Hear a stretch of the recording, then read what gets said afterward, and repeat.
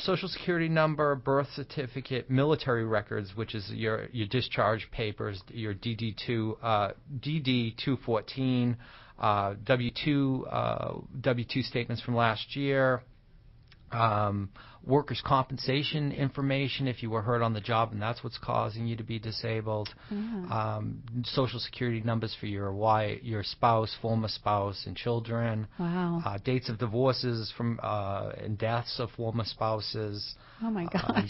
In the doctor's information we covered, checking information, savings account information, all that stuff. And a lot of information about your past work in the last 15 years, what kind of work you did. What I tell people is get your application in first. Don't worry about getting all these things. Don't wait until you've accumulated all this information. Get your application in, and then you can start supplying it as you get it.